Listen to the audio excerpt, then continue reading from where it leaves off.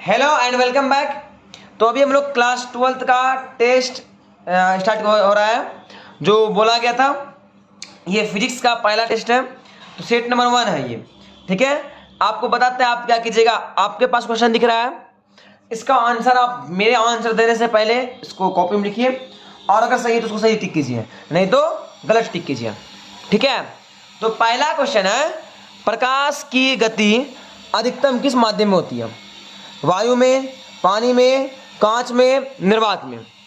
कहाँ पर होती है प्रकाश की गति अधिकतम? सोचिए तो आप, प्रकाश की गति अधिकतम किस माध्यम में होती है?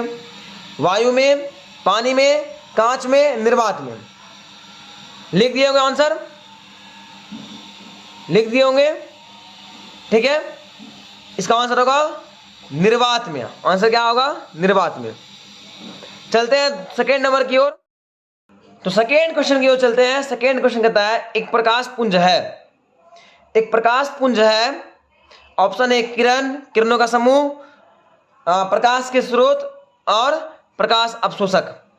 क्या है प्रकाश पुंज? यानी इसी को बोलते हैं किरण पुंज, भी बहुत जगह बुक में मिलेगा। इसी को क्या कहते हैं? किरण पुंज भी। तो किरण पुंज क्या होता है? एक किरण होता है, किरणों का समूह होता है, प्रकाश के स्रोत होता है, या प्रकाश अवशोषक होता है? क्या होता है? जल्दी से आंसर डालिए। लिख दिए होंगे। ऑप्शन नंबर बी सही है, किरणों का समूह। किरण पुंज क्या है? किरणों का समूह।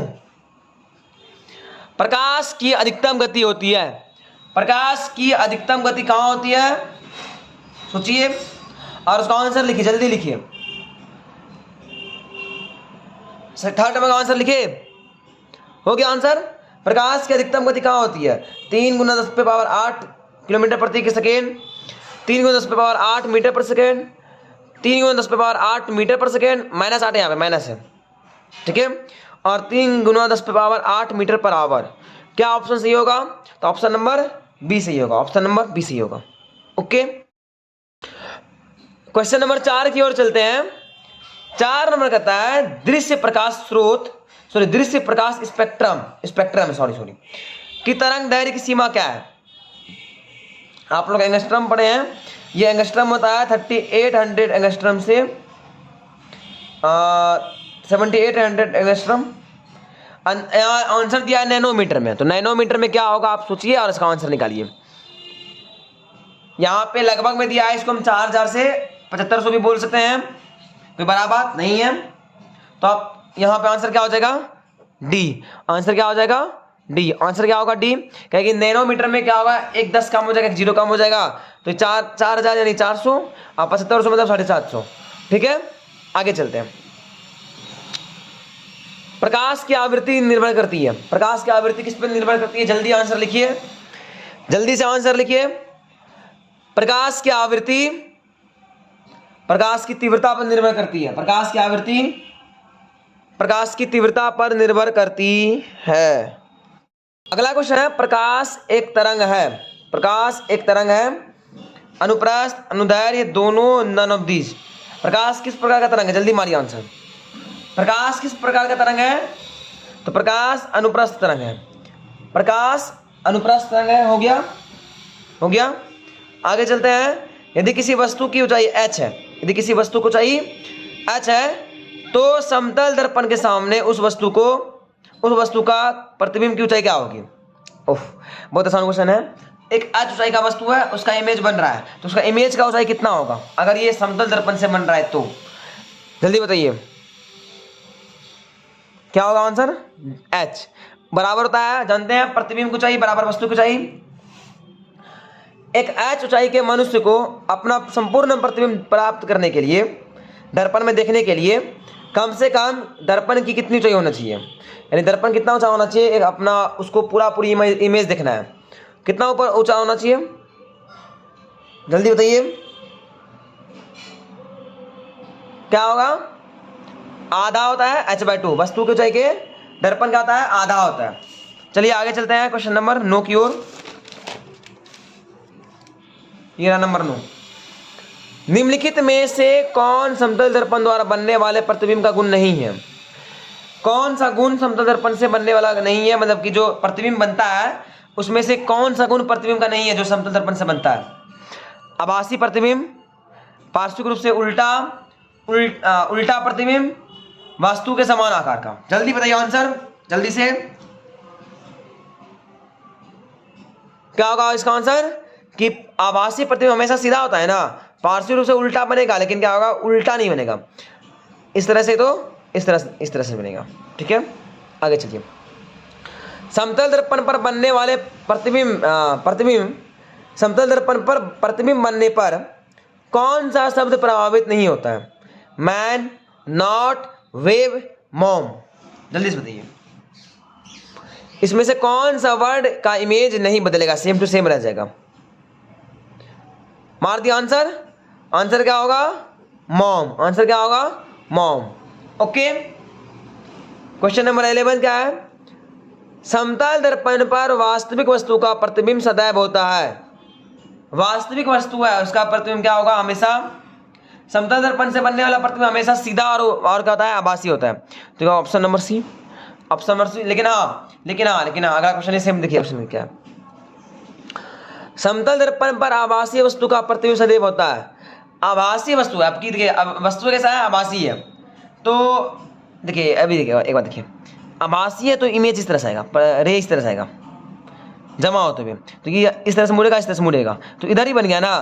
तो जब दर्पण के इधर बनता है, दर्पण के बाहर बनता है, तो बोलते हैं वास्तविक प्रतिबिंब, बोलते हैं ना।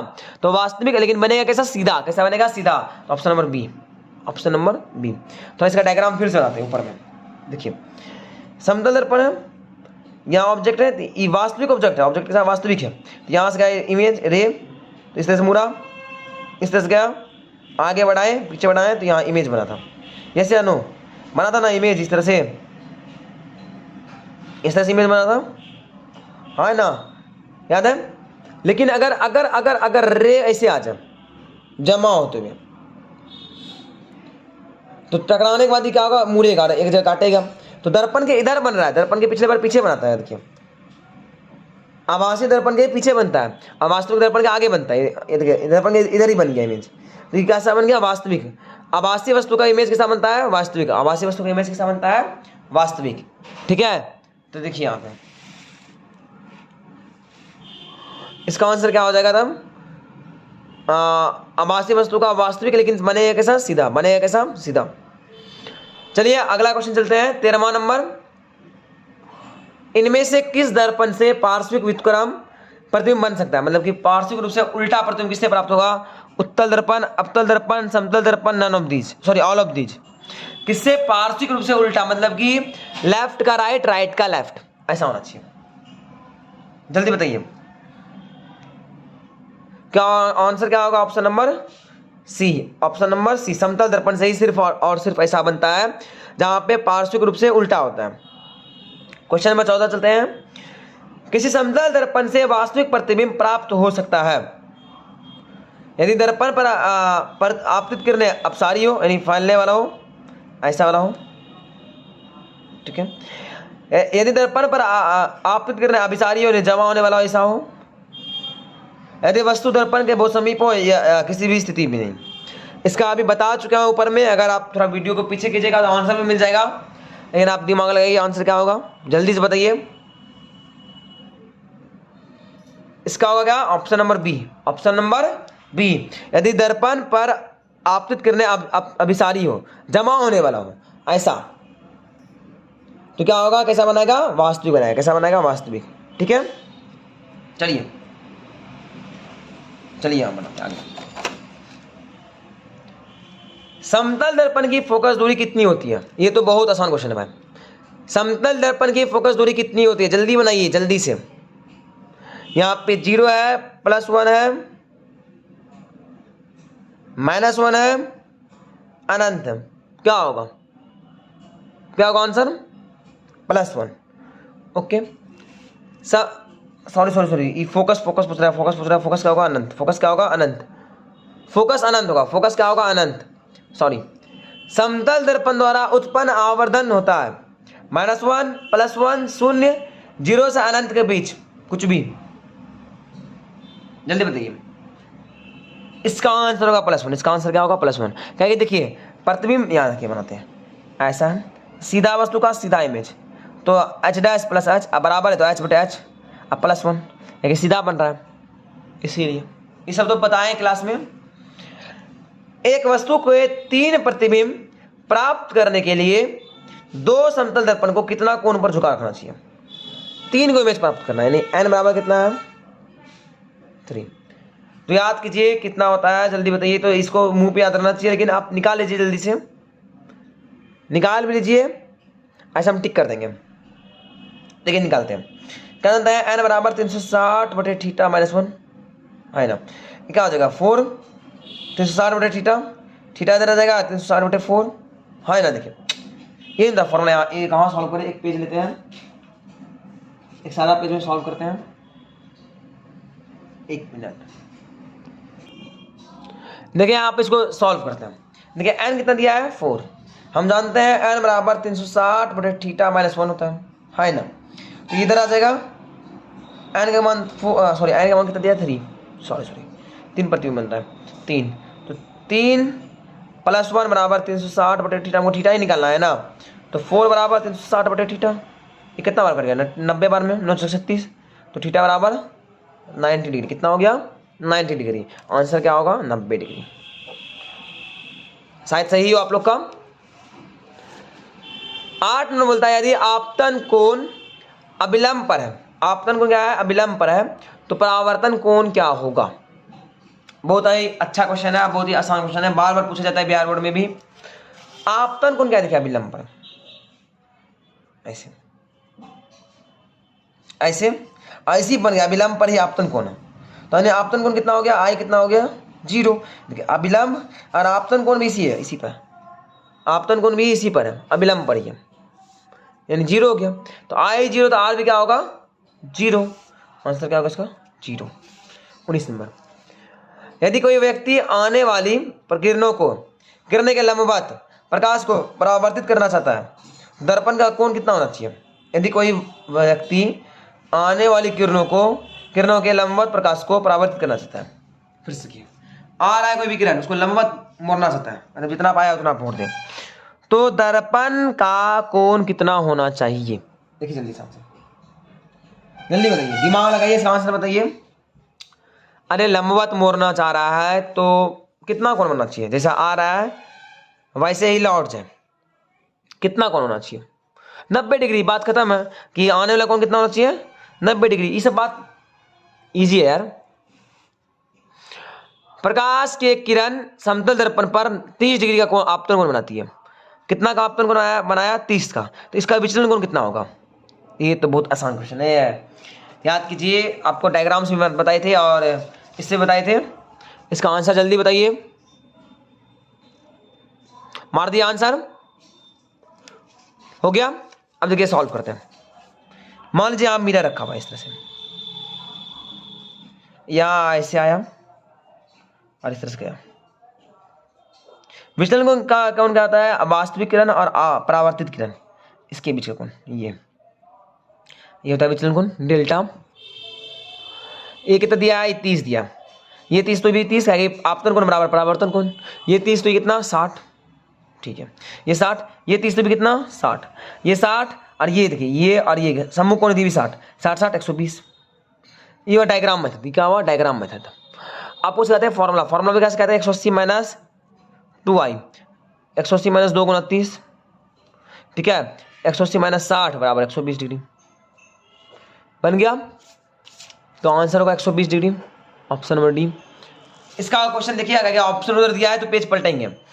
एक व्यक्ति दर्पण की ओर 5 मीटर पर सेकंड की चाल से दौड़ रहा है, तो व्यक्ति के संदर्भ में प्रतिबिंब की चाल क्या होगा? व्यक्ति के संदर्भ में बोल रहा है ना, व्यक्ति के संदर्भ, दर्पण के संदर्भ नहीं बोल रहा है, व्यक्ति के संदर्भ में। ऑप्शन दिखाते हैं आपको जल्दी से।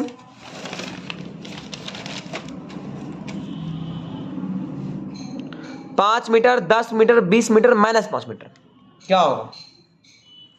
क्या होगा? देखिए आदमी चल रहा है 5 से इधर, तो इसका इमेज इस आदमी को कितना लगना चाहिए?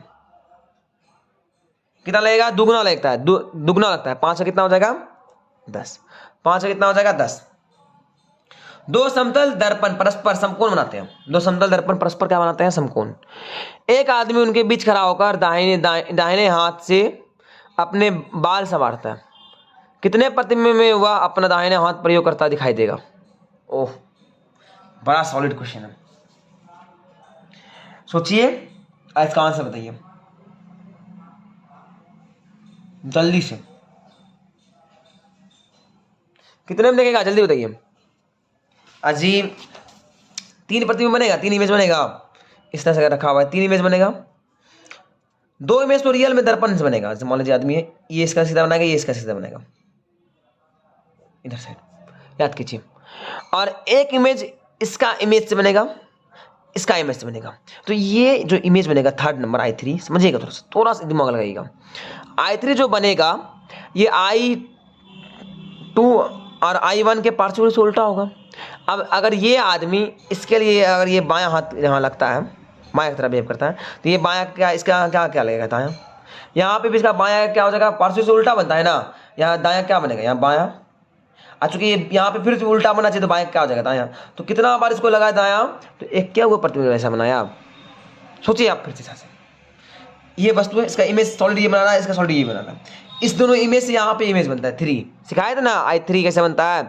तो यहाँ पे इमेज बन रहा है I3 जब यहाँ बन रहा है तो आप सोचिए थोड़ा सा एक बात को कि अगर ये अगर यहाँ दायां था, इसी दायां यहाँ बिहेव किया बायां की तरह, तो इसका भी तो पार्शियल उल्टा बनेगा, तो बायां कैसा बन जाएगा फिर दायां, दायां दायां मिल गया।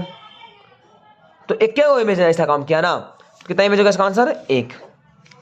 थोड़ा लॉजिकली क्वेश्चन था और मजेदार था। एक वस्तु के 5 प्रतिबिंब प्राप्त करने के लिए 2 समतल दर्पण को कितना कोण पर रखना पड़ेगा? I think 60। आंसर बता दिए। फिर से वही तरीका कि n का मान दिया है, n बराबर दिया है कितना 5, तो n बराबर 360 बटे थीटा माइनस 1 बराबर 5। ये माइनस 1 इधर अच्छा जुड़ जाएगा, 6 हो जाएगा, 5 1 6 6 जाके 36, 60 बराबर कट गया, थीटा बराबर 60 डिग्री हो गया। कितना डिग्री हो गया 60 डिग्री। यहाँ 30 60 90 120 है तो 60 डिग्री। ओके 24